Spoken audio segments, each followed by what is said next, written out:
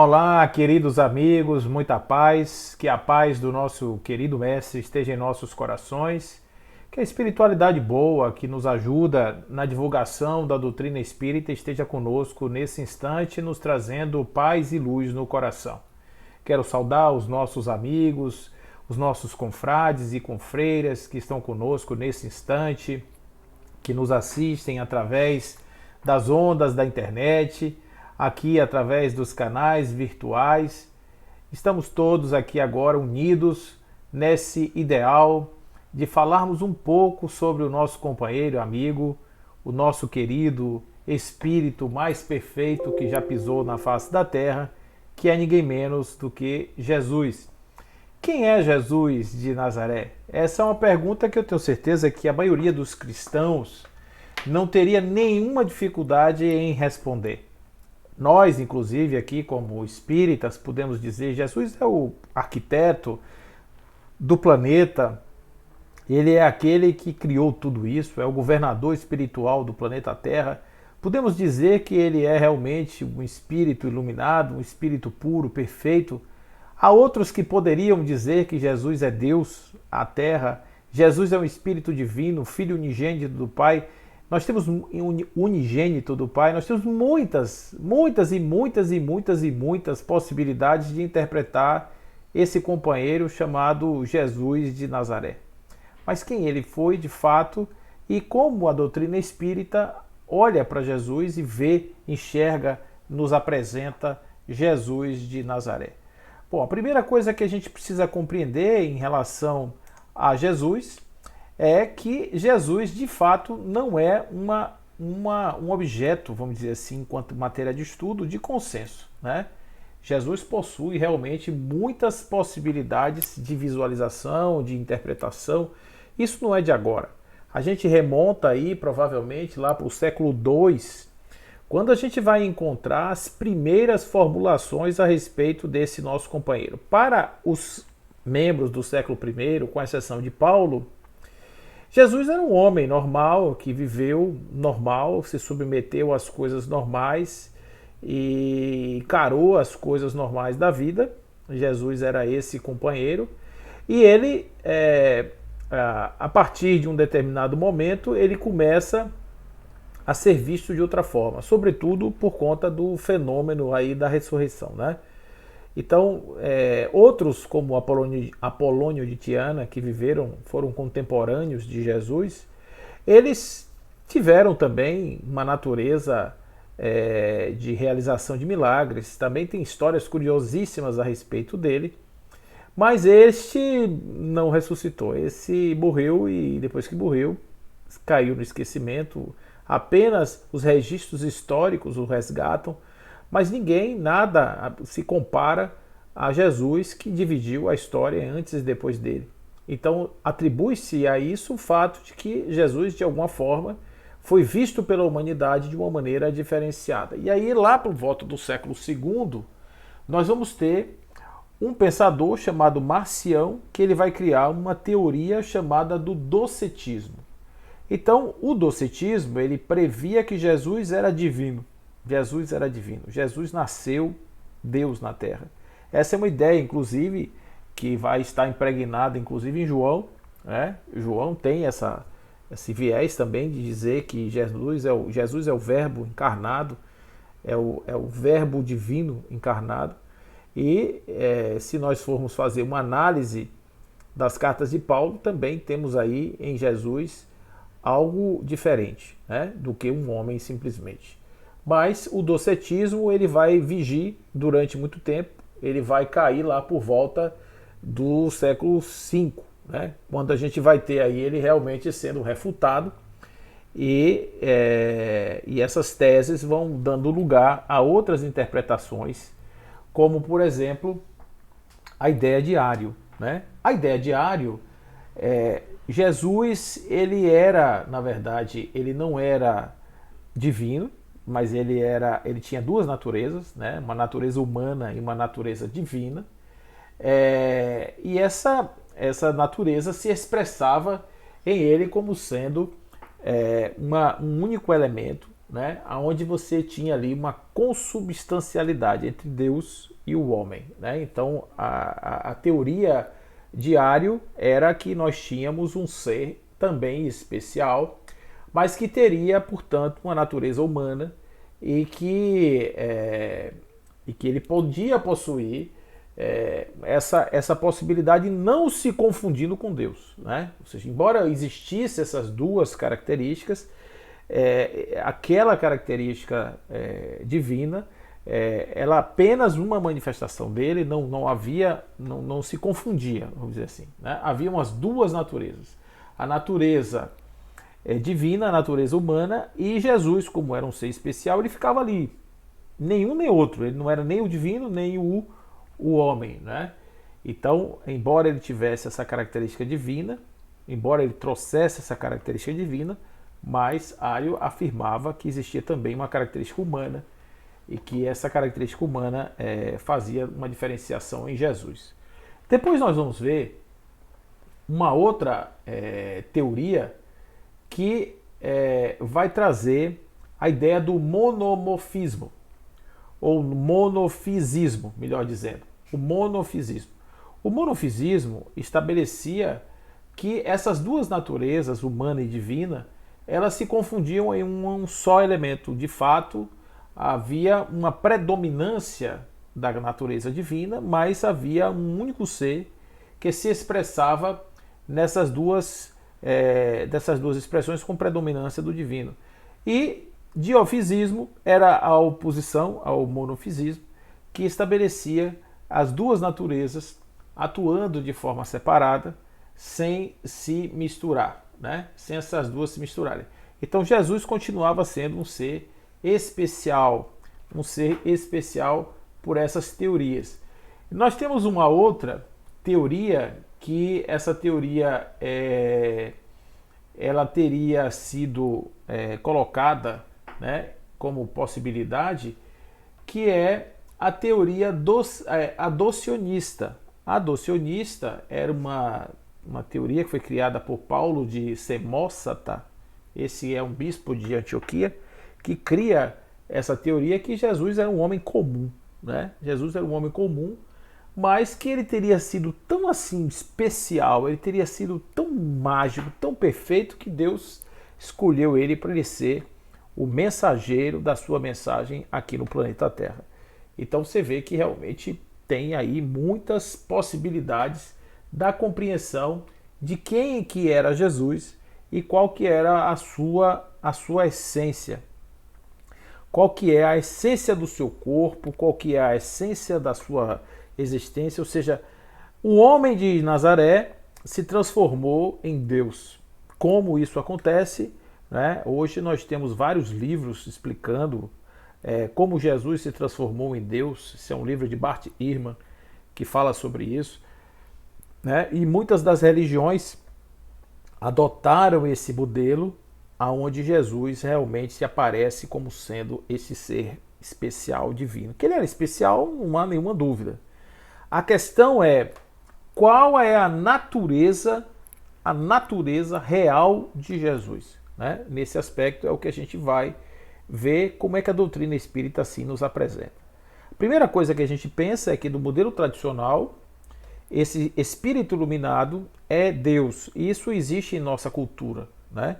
Então, quando falamos de Jesus, a gente confunde muito Jesus naquele aspecto da Trindade, o Filho da Trindade, né? O Pai, o Espírito Santo e o Filho. O Filho seria Jesus. E nós teríamos, portanto, Jesus como um ser especial. E aí, com relação a isso, a gente, claro, que teria que analisar o que significa isso sobre a ótica dos espíritos.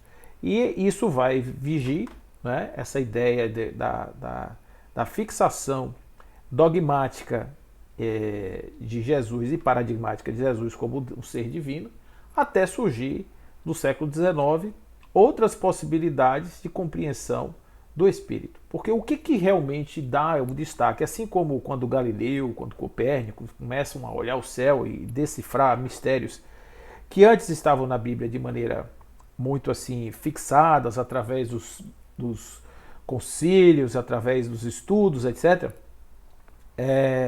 Da mesma maneira que houve essa disrupção, que houve essa quebra de conceitos no século XIX, com o surgimento da ciência espiritualista, né? E, sobretudo, do espiritismo, que traz a filosofia e a ciência de mãos dadas para o entendimento do mundo espiritual, essa ideia também entra no rol daquilo que estava sendo discutido. Então, o que vai acontecer é algo interessante que, no momento em que a gente começa a estudar o Espiritismo, a gente vê que o Espiritismo nos convida a fazermos uma tradução da realidade objetiva sob a ótica da lógica, sobre a ótica da fé raciocinada. Então, não fica muito bom se a gente, de repente, começar a imaginar que para umas coisas nós vamos ter que analisar o espírito sob a égide da razão e para outras nós vamos ter que nos aferrar às teorias dogmáticas do passado. Vamos ter que imaginar, por exemplo, que quando Jesus foi crucificado, existem teorias que dizem que ele estava em cima da cruz, sentado, admirando um avatar sendo crucificado, e que não era Jesus de fato ali, era apenas um êmulo seu, alguma coisa que estava ali sendo morta, trucidada no lugar do verdadeiro, né? E que Jesus não teria passado pelos perrengues que passou, afinal de contas ele era divino e não faz muito sentido Deus ser massacrado por réis homens, né? Réis homens. Aí fica muito difícil de entender isso. Mas, nesse aspecto, a gente começa a entender que realmente nós somos convidados a ter esse novo olhar. E quem nos convida realmente a fazer esse olhar um pouco mais atencioso é ninguém menos do que o nosso querido profeta francês, né? Que é o nosso querido Leon Denis. Ele diz: hoje já não basta crer, quer-se saber. Nenhuma concepção filosófica ou moral tem chance de ter sucesso se não se apoiar sob uma demonstração, ao mesmo tempo lógica, matemática e positiva, e se além disso não a coroar de sanção ou uma sanção que satisfaça a todos os nossos instintos de justiça. Então observe que ele vai dizer isso no livro O Problema do Ser, do Destino da Dor, que é o seguinte: que hoje não basta você simplesmente crer, você precisa ter uma crença que esteja bem consubstanciada. Você precisa ter uma crença que esteja realmente presa a um fundamento, né? A um fundamento. E esse fundamento, de preferência, que possa ser comprovado através da lógica, através da razão, através da experimentação. Então, como é que Jesus entra nisso, né? Na questão, a gente vai ver que na questão 625, Allan Kardec faz essa pergunta aos espíritos: qual foi o espírito mais perfeito que já pisou na face da Terra? A resposta é Jesus. Ou seja, existe uma ideia que realmente Jesus é um espírito encarnado, né? E que Jesus teria um corpo. Quando a gente começa a ver a história de Jesus, a gente vê que realmente Jesus era uma criança, porque Maria engravidou. Maria engravidou, ela vai grávida para a casa de Isabel. Há aquele encontro entre Isabel e Maria, que é um encontro belíssimo das duas, em que elas se confessam em relação aos conteúdos dos seus respectivos ventres, né? Onde existe ali um reconhecimento de que de um lado você tem um Messias, você tem um Salvador da humanidade, e do outro lado você tem aquele que abre as portas, que é o mestre Salas, que é o mestre de cerimônias dessa grande celebração da chegada de um espírito tão puro entre nós. E a partir daí a gente começa a ver que realmente existe uma história contada desde o início, ou seja, Jesus foi uma criança, começa na gravidez e provavelmente nasce. Existem relatos dele ter se apresentado no templo aos 12 anos, etc.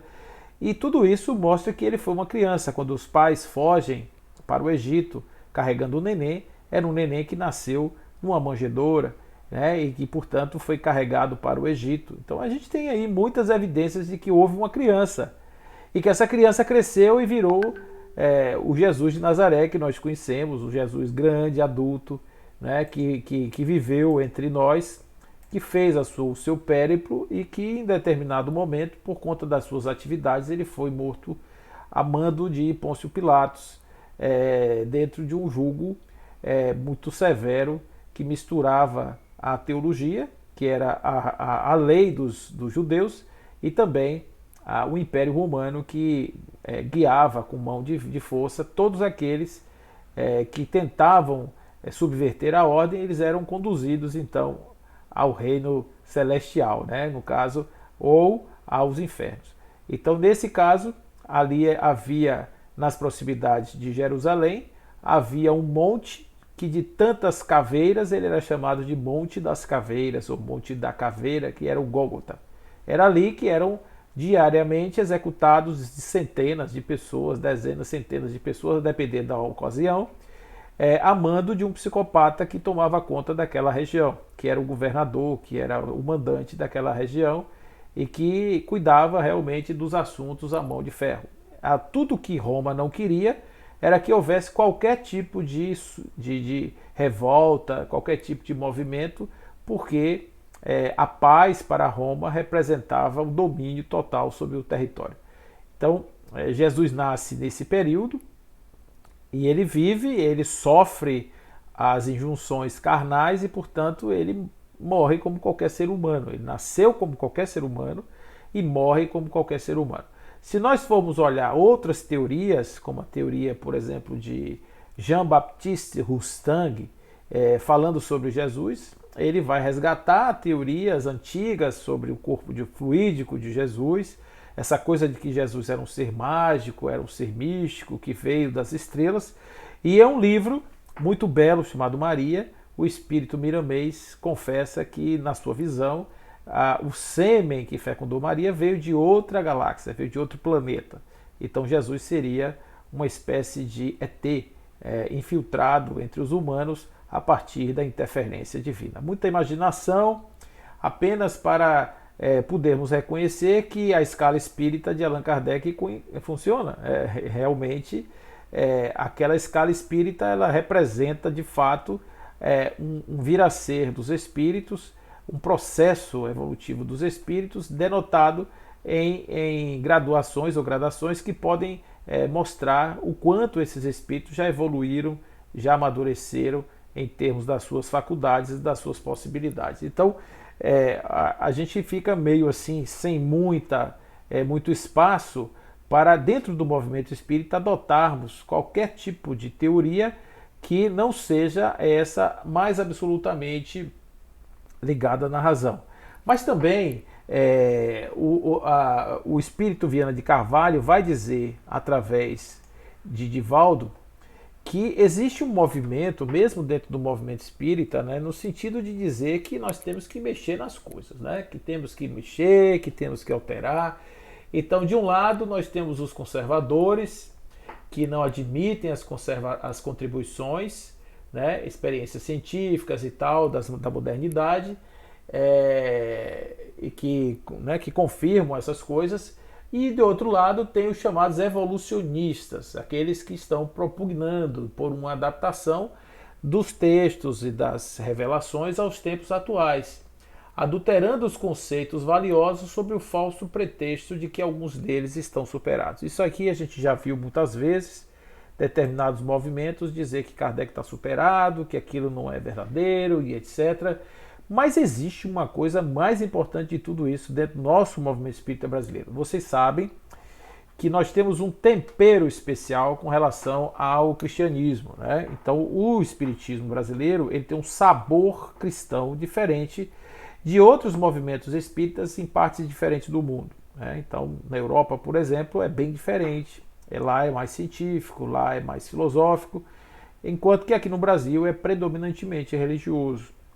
Então, essa questão ela também tem fundamentações na origem do espiritismo no Brasil, na gênese, né, dos primeiros núcleos espíritas, nos pensadores que trouxeram o espiritismo para o Brasil e que deram um sabor especial, porque o Brasil era um país muito católico, tinha muita tradição do catolicismo aqui, e fato que quando o espiritismo chega, impregnando, portanto, a essa cultura de ciência e de razão, houve espaço para uma recíproca devolução, onde determinados postulados que são muito caros para toda essa cristandade não fossem abandonados e, portanto, fossem incorporados na doutrina espírita. Isso muda algumas coisas? Sim, muda. Para algumas interpretações, nós temos um abandono sistematizado da lógica, para a adoção de critérios que são de hipervalorização do espírito puro que foi Jesus. Nada contra a hipótese de termos espíritos que comandam a natureza, nada contra a possibilidade de termos espíritos que realmente possam assumir o governo de determinados tipos de desenvolvimento do universo, mas há uma situação que nós temos que entender que dentro dos critérios que foram adotados, universalistas, o critério da universalidade, o critério da razão pura que foi aplicado por Kardec, nós não encontramos as fundamentações para certas afirmações que são feitas dentro desse movimento, vamos dizer assim, né? Afirmações brasileiras a respeito da pessoa de Jesus e da sua função aqui entre nós. Então, quando a gente pensa sobre isso, a gente tem que realmente recorrer ao nosso querido Allan Kardec, que ele sempre nos traz coisas assim muito lúcidas, né?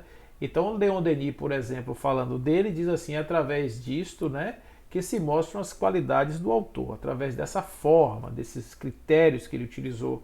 Ele dedicou-se, antes de tudo, a dar um sentido claro e preciso às expressões que habitualmente compunham seu raciocínio filosófico.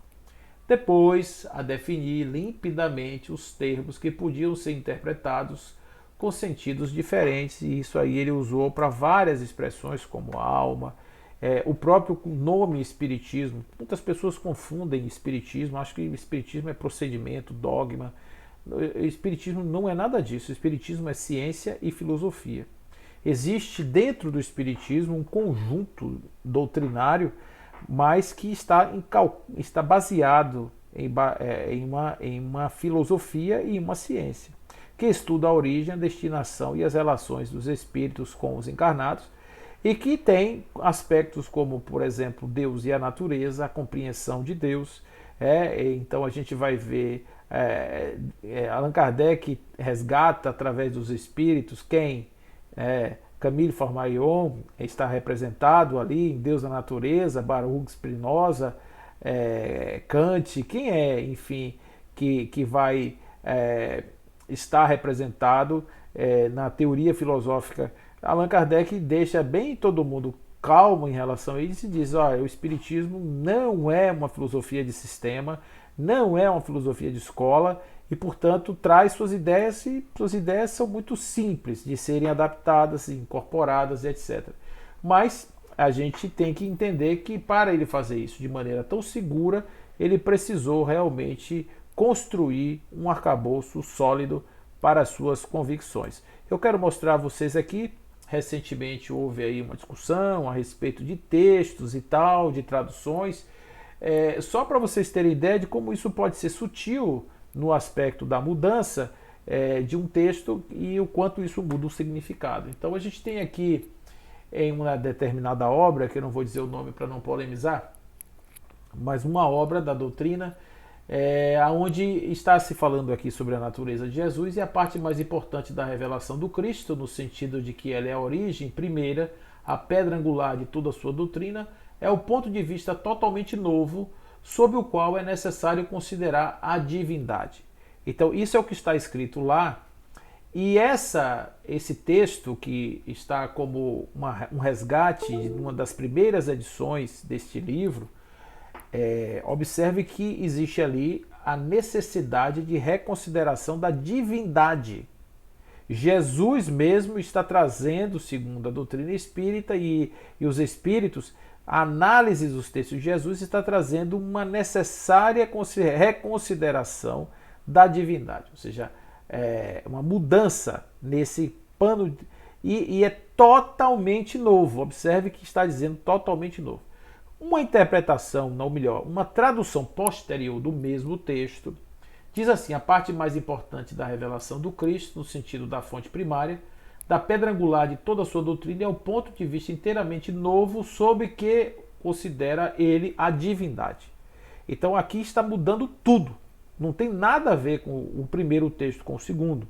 No primeiro texto, estamos sendo convidados a rever a divindade como um conceito, filosófico, portanto, e no segundo texto nós somos instados a considerar Jesus divino.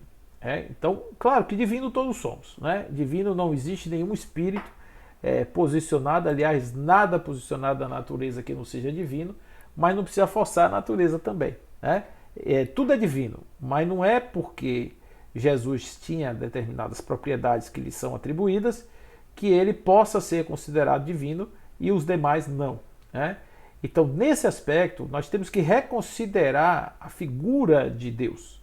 E a figura de Deus, ela nasce justamente na ideia de que Deus não está em lugares específicos. Allan Kardec, inclusive, tem com os seus espíritos uma dificuldade enorme para chegar num consenso sobre isso, porque a gente tem que entender que certos pensadores, como homens, têm certas resistências também naturais das suas crenças, etc. Então, muitos cientistas, Newton, etc., tiveram esse problema. Né? Inclusive, a teoria da evolução da espécie, ela também teve esse embate aí. Né? Porque quando se vai estudar a ideia de que o homem descende de um símio, e não de uma criação direta, né, da divindade, observe que a gente está falando de algo que é extremamente caro a todo o conceito da religião, e Darwin ele teria dificuldade de fazer isso, ele como um homem religioso. Então, o seu sócio, o seu parceiro na tese da evolução, que seria também um espírita, né? O Wallace, ele teria mais sucesso aí nesse campo, na medida em que ele começa a entender Deus como inteligência suprema e causa primária de tudo. Deus na natureza, Deus nas coisas. Aí Allan Kardec combate o panteísmo, que seria Deus se confundindo com a natureza, assume uma postura panenteísta, que seria Deus acima da natureza, embora a natureza estivesse contida em Deus, ou seja, Deus está na natureza, mas está além dela, né? Está para além dela, que esse é um conceito todo aí monista, né? Porque a ideia da mônada, da mônada divina, mas a extensão, o limite, aonde ficaria Deus, Allan Kardec vai confessar na Gênese que esse envolvimento da natureza nessa chamada parcela divina seria aquilo que ele chama de envolvimento no fluido divino. E ele diz que tudo está envolvido no fluido divino. Portanto, Deus não é um ente que cria e fica fora da sua criação. Deus está criando como uma reverberação de si mesmo. Nada apartado dele, mas ao mesmo tempo ele acima da sua própria criação, com propriedades todas suas, específicas suas. Embora sejamos manifestações de Deus, somos criados a partir de um ato da sua vontade. Então isso fica claro, absolutamente claro, dentro da dinâmica do estudo da doutrina. Claro que a vontade de Deus não é vou criar Paulo e cria Paulo. É uma dinâmica da sua própria natureza criativa, criadora, melhor dizendo, que existe e que a gente compreende assim. Então, quando a gente pensa nisso, a gente tem que compreender que realmente o raciocínio da doutrina espírita caminha também em relação a isso. Tudo se liga, tudo se encadeia, desde o alfa ao ômega. Vós que negais a existência dos espíritos, preenchei o vácuo que eles ocupam. E vós que ride deles, ousai rir das obras de Deus e da sua onipotência. E aqui, claro, fica evidente também, como Kardec está dizendo na introdução, que a onipotência de Deus se mostra em toda a sua potência, na inteligência da sua criação. E Leon Denis vai dizer também de que Deus se mostra nas suas expressões na natureza e nas coisas que foram criadas por ele. Né? Então é impossível negarmos a existência de Deus simplesmente porque Deus se mostra em todas as coisas, nas menores coisas, etc. Então, quando diz que Jesus é divino, como todo mundo é. A questão é que aquele espírito em especial, ele tinha propriedades, características evolutivas que diferenciavam, sobretudo, dos homens da sua época.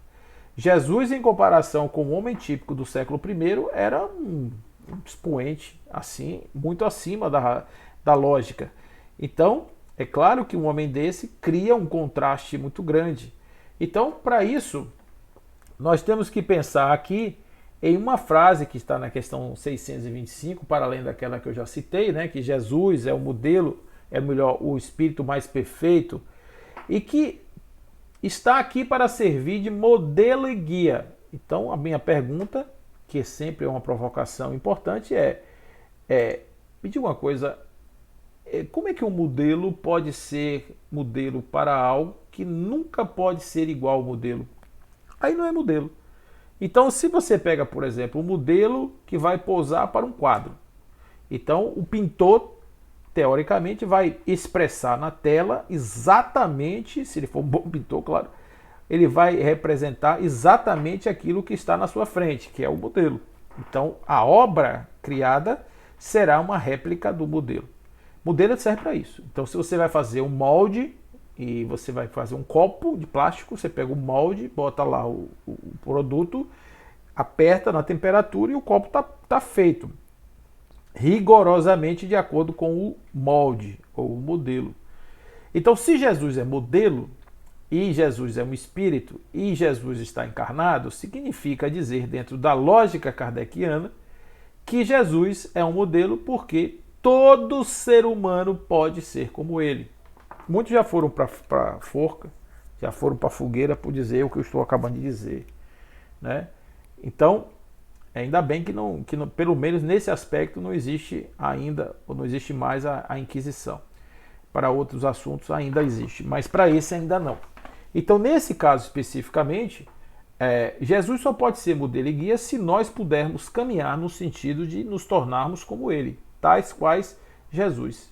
Então, para isso, a gente tem que entender que a escala espírita realmente faz uma apresentação quando nos divide, né, em 10 classes, em 3 ordens, e que nós podemos, a partir do nosso desprendimento da matéria, nós podemos galgar em classes até chegarmos à primeira classe, que coincide com a primeira ordem, que é a classe dos espíritos puros. E que essa classe é ocupada por puros espíritos, né? Então, o espírito puro, ou puro espírito, é aquele espírito que não tem mais nada, é só espírito. Ele não está impregnado de nada, ele está fora do contexto do isolamento que nós ficamos de nós mesmos quando criamos, através da nossa ignorância, capas que nos impedem de nos mostrarmos como somos. E por isso, os espíritos são tão diferentes, tão díspares, caminham em diferentes modelos, caminhos em diferentes ruas, né, atalhos, mas para chegar no mesmo lugar que é a perfeição, para chegarmos no mesmo lugar que é o estado pleno do espírito, que é a conquista ou atualização de todas as nossas possibilidades ou de todas as nossas potências.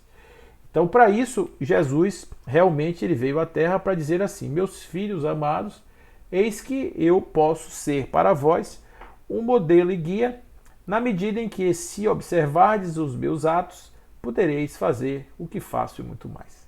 E tereis a possibilidade, em sendo assim como eu, de conseguir alcançar metas evolutivas muito profundas, ao ponto até de me superar, se assim for possível, dentro da sua capacidade de desenvolvimento. Então, é para isso que surge aqui uma teoria que nós chamamos de espiritismo, que é o chamado Consolador. Porque quando Jesus chega, ele apresenta uma teoria de consolação que parece ser assim uma espécie de UPA, né? UPA do século I, porque Jesus curava feridas. E também ele tinha um consultório de psicologia, de psiquiatria, e ele atendia também demandas nessa ordem. Então ele era uma espécie de UPA, de CAPS, ele tinha assim uma mistura de diversas entidades que estavam ali no seu pronto-socorro, na sua unidade de atendimento intensivo. Mas esse Consolador que ele vai nos apresentar aqui, que virá depois, que está lá em João 14, 16, esse Consolador, ele não vem trazer um colinho, ele não vem trazer necessariamente um colo, ele não vem trazer necessariamente uma mãozinha na cabeça. Ele vem trazer algo diferente, ele vem trazer razão, consciência, iluminação. Então, o que seria, por exemplo, um espírito sendo iluminado a partir da perspectiva de uma revelação nova? Ao invés de ficarmos na teoria, ficarmos na dependência, essa chamada heteronomia religiosa, nós assumimos uma autonomia de desenvolvimento ou de autodesenvolvimento do espírito. Então são propostas muito diferentes, aonde em uma eu suplico a ajuda de um espírito perfeito e puro para resolver questões humanas. Na outra, eu me inspiro nesse espírito para fazer da minha condição humana uma condição melhor, simplesmente, do que é. Né? Então, essa é bem diferente.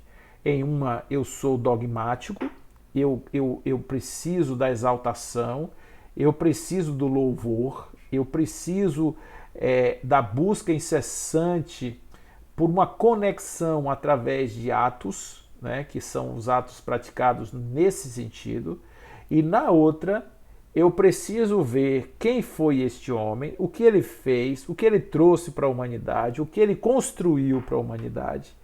E em sabendo que ele é um homem encarnado, nascido de uma mulher, nascido numa cidade paupérrima e tendo a condição de desenvolver-se pela sua própria natureza, nós compreendemos que somos também capazes de sermos tais quais Jesus assim o foi.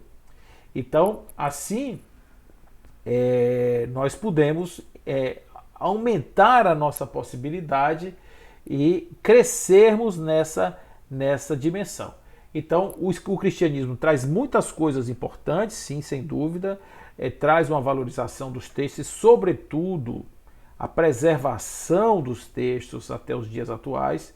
Porém, hoje, nós temos diante de uma sociedade da informação, uma sociedade nova, temos com as revelações dos Espíritos mais material para reinterpretarmos ou relermos mensagens do Consolador. E a partir daí Jesus muda um pouco, sai da condição de ser um ser divino e torna-se, assim como nós, simplesmente um homem vivendo na Terra. O Espiritismo considera de um ponto mais elevado a religião cristã, vai dizer Kardec em A Gênese. Dá-lhe a base mais sólida do que os milagres, do que a dos milagres. As imutáveis leis de Deus, que são realmente algo muito sólido e consubstanciado para que nós possamos compreender a verdadeira essência da espiritualidade, o que aqui obedece assim ao princípio espiritual como o princípio material. Essa base desafia o tempo e a ciência, pois que o tempo e a ciência virão sancioná-la. Observe o que Kardec está dizendo aqui, em pleno século XIX, que é a ideia de que a ciência ela não vai se afastar desses ditames, dessas teorias, ao contrário, a ciência vai consubstanciar, vai trazer fundamentos através dos quais nós vamos simplesmente validar cada vez mais essas teorias, e é o que aconteceu, tá certo? É bom que a gente diga que os princípios e as leis elas estão se expressando tanto no âmbito no mundo, vamos dizer assim, no mundo espiritual, quanto no mundo material, e que nós podemos claramente entender pontos de interseção entre o material e o espiritual quando começamos a entrar no micromundo da matéria, quando começamos a ver aquilo que está subjacente a todo o processo da criação material. A gente compreende que ali existem outras dimensões energéticas que podem se assimilar a outros tipos de possibilidades existenciais no universo, então, inclusive os espíritos. Então a gente vê que realmente as propriedades todas que o espírito traz podem ser explicadas por comportamentos dos fundamentos da mesma matéria, talvez caminhando aí, migrando em mergulhos sucessivos à chamada substância comum, a chamada substância, conforme Spinoza assim vai dizer, a substância através da qual nós poderíamos compreender a essência de Deus. Então é algo assim que a gente tem muito carinho, por esse conjunto, por esse manancial, e a partir daí a gente começa realmente a ver que Jesus é apresentado pela doutrina espírita, ao contrário do que muita gente pensa, está destruindo a ideia de Jesus. Ao contrário, gente, ao contrário.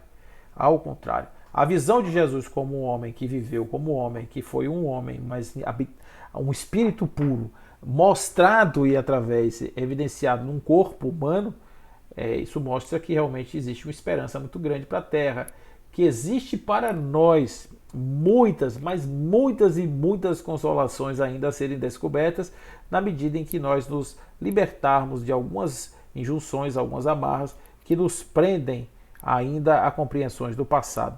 Então, assim, Bezerra de Menezes vai dizer: não estranharemos as provas, não não estranhemos as provas, não relacionemos as dificuldades, não reclamemos a chuva de calhaus ou os espículos do solo que nos ferem os pés. Sem qualquer masoquismo, aquele que elege Jesus compreende que é no sacrifício, filho dileto do amor, que encontrará a sua plenitude. Sem dúvida nenhuma, Jesus, o arquétipo do amor, Jesus, o grande avatar da existência, Jesus, aquele que realmente entoou um cântico de evocação dos espíritos, das almas puras do mundo, esse ainda continua e continuará entre nós. Destruir a figura deste homem é destruir a essência da humanidade. Não porque Jesus é especial, mas porque é a negação do nosso destino.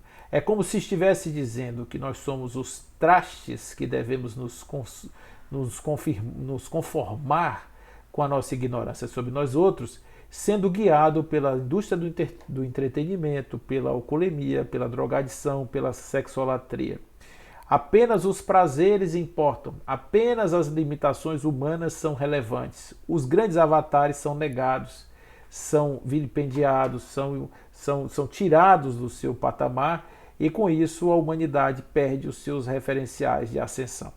E com isso ela se desestimula a ser melhor e continua sendo gado, continua sendo manipulada por doutrinas nefastas que infelizmente ainda permanecem, tentando obstaculizar, proibir, inibir o desenvolvimento humano. Jesus faz parte desse processo. Então, qualquer coisa na humanidade deveria convergir para o entendimento real de Jesus e a sua construção como verdadeiramente um modelo e guia para todos nós. Então, que Jesus, esse grande menestrel do amor, a sua voz e as suas palavras ecoem e ressoem nos nossos ouvidos ainda muitos anos, muitos e muitos anos. A Terra precisa pensar em Jesus, a Terra precisa saber quem é Jesus, a Terra precisa conhecer melhor esse nosso querido companheiro, avatar de Deus, esse que nos mostra quem seremos nós no futuro. Que Jesus seja seu modelo, o meu, o de todos nós, agora e sempre. Que assim seja.